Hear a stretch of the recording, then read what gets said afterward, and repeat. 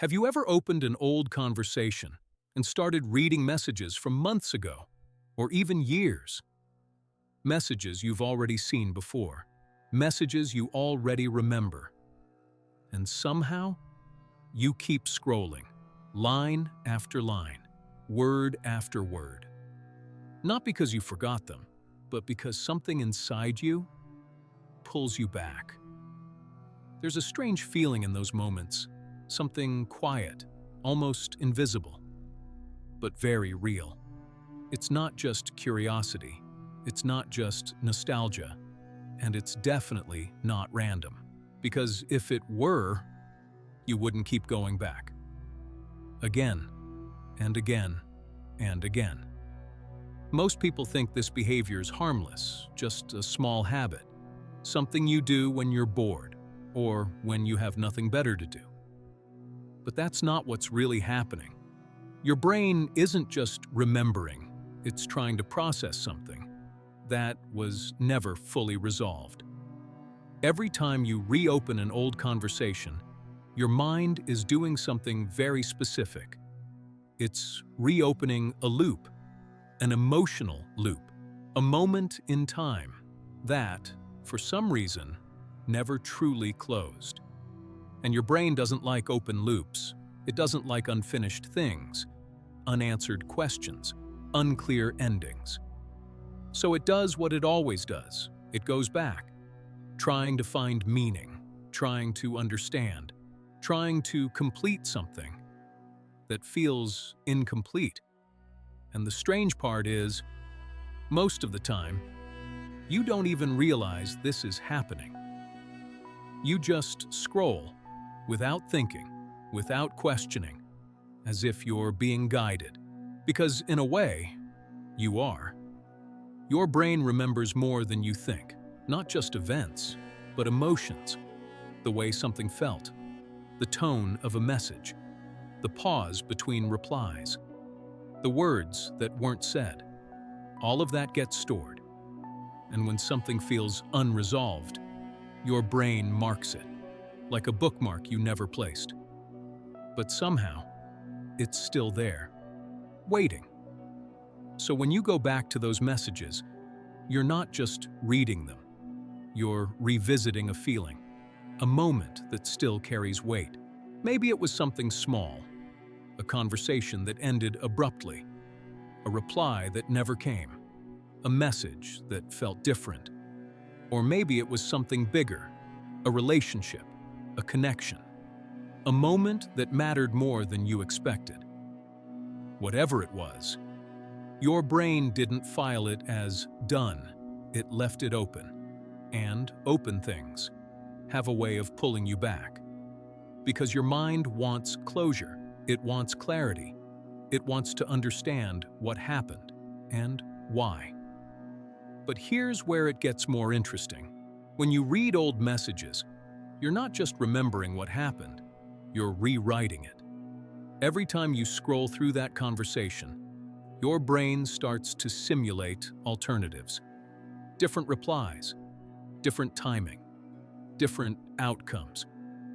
You imagine what you could have said, what you should have said, what might have changed if things were just slightly different. And for a moment, it almost feels real, like you're inside that moment again, with a second chance. This is one of the most powerful things the human brain does. It doesn't just replay the past, it reconstructs it. And in that reconstruction, it creates a subtle illusion. The illusion that maybe, just maybe, things could still be different, even though you know they can't. But your brain doesn't operate on logic alone. It operates on emotion. And emotion doesn't care about time. To your brain, that moment isn't fully in the past. It's still active, still alive, still unresolved. And that's why you go back, not for the messages, but for the feeling attached to them. And sometimes, that feeling isn't even positive. It can be uncomfortable, confusing, even painful. but your brain still returns to it. Because unresolved emotions have a strange kind of gravity. They pull your attention, again and again, until something inside you feels complete. But completion rarely comes from rereading, because you're not getting new information. The words don't change. The conversation doesn't evolve. You're seeing the same thing, over and over. So why does it still feel different every time? Because you're different. Each time you go back, you bring a new perspective, a new emotional state, a new interpretation. And that changes how the past feels, even though nothing about it has actually changed. This is why people can read the same conversation 10 times and feel something slightly different each time. Because what they're really exploring is not the message, it's their own mind. But there's another layer to this behavior, something deeper, something quieter, something most people never notice. Sometimes, you're not going back to understand the other person. You're going back to understand yourself. Who you were in that moment, how you felt, how you reacted, what you allowed, what you ignored, what you didn't say. Old messages become a kind of mirror, a reflection of a past version of you. And when you read them, you're not just observing the conversation. You're observing yourself, your thoughts, your emotions, your patterns. And sometimes, that can be uncomfortable because you start to notice things you didn't see before, things you missed, things you misunderstood. And that creates a new kind of loop, a loop of reflection, analysis, overthinking. You begin to question everything. Why did I say that? Why didn't I say this? What were they thinking? What did that message really mean? And just like that, a simple act of scrolling turns into something much deeper, a mental reconstruction, a quiet attempt to make sense of something that never fully made sense. But there's still one piece missing, one reason why this behavior feels so hard to stop. And it has nothing to do with logic or memory or even emotion. It has to do with something much simpler, something your brain craves more than almost anything else. Familiarity. Familiarity is one of the most powerful forces in the human mind. Your brain is constantly scanning the world, looking for patterns it already understands, things it recognizes, things it can predict, because prediction feels safe, and safety feels good. Old conversations are predictable. You already know what's coming. You know the tone, the structure, the flow. There are no surprises. And in a world full of uncertainty, that predictability becomes comforting. Even if the conversation itself wasn't perfect, even if it ended badly, even if it left questions behind. It's still familiar, and familiarity reduces mental effort. Your brain doesn't have to work as hard. It doesn't have to process something new. It can just follow a known path. And that creates a subtle sense of ease, a sense of control. But here's the paradox. The same thing that makes old messages comforting also keeps you stuck. Because every time you revisit them, you reinforce the loop. Your brain learns something. This matters. This is important.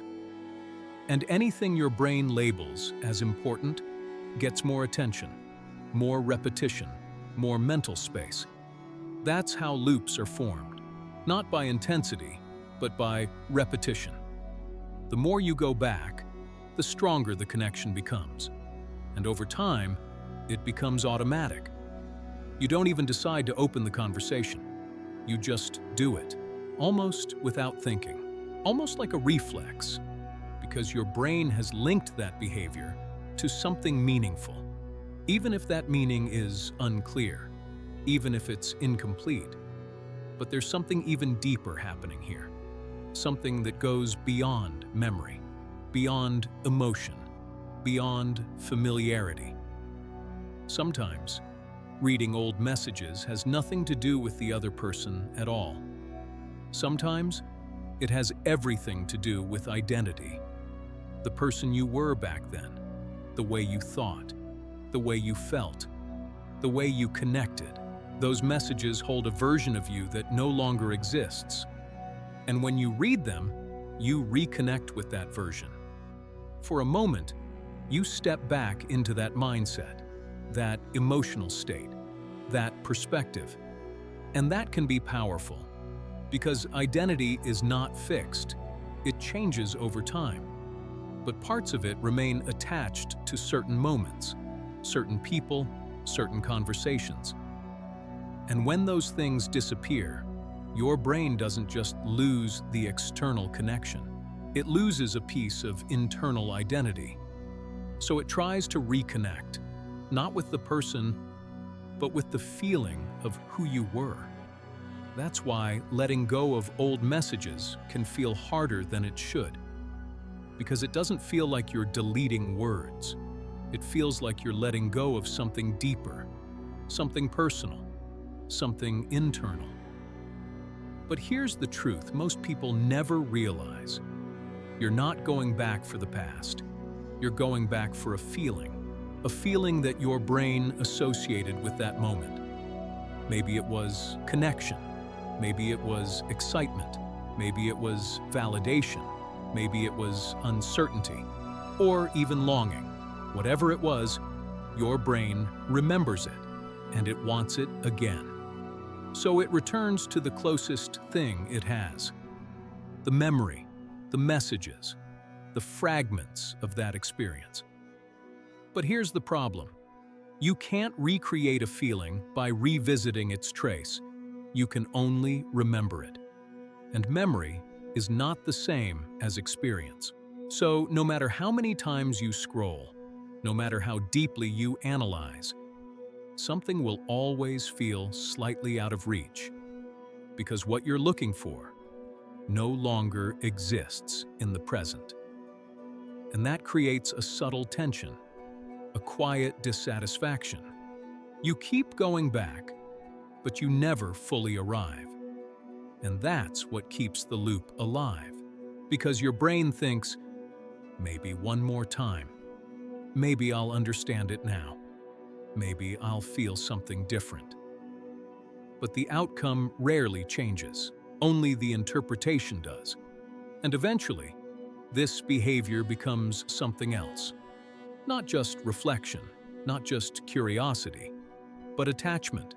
Attachment to a moment, to a version of reality, to a version of yourself. And like all attachments, it becomes harder to release the longer you hold it. But understanding this changes something important. Because once you see the mechanism, it stops being invisible. You begin to notice the pattern. You begin to recognize the urge. That moment when your mind says, go back, check again, read it one more time. And instead of following it automatically, you pause, just for a second. And in that pause, something shifts. You realize that the messages are not pulling you back. Your own mind is, trying to resolve something, trying to feel something, trying to complete something. And once you understand that, you gain something most people never do. Choice. The ability to either follow the loop or step outside of it. Because the hardest part of any loop is not breaking it, it's seeing it. And once you see it clearly, it loses some of its power. Not all of it, but enough. Enough for you to start creating distance. Enough for you to stop identifying with the urge. Enough to realize something simple, but powerful. The past doesn't need to be reread to be understood. Some things don't need closure through repetition.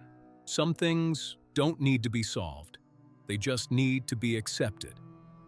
And when that happens, something changes. The messages are still there. The memories are still there. But the pull is weaker because you're no longer searching for something inside them. You're no longer expecting them to give you something back. And that's the moment the loop begins to fade. Not because you forced it to stop, but because you finally understood what it was trying to do. And once you understand your mind, you stop being controlled by its patterns. You start observing them. And in that observation, there's a quiet kind of freedom. The kind that doesn't come from changing the past, but from no longer needing to return to it.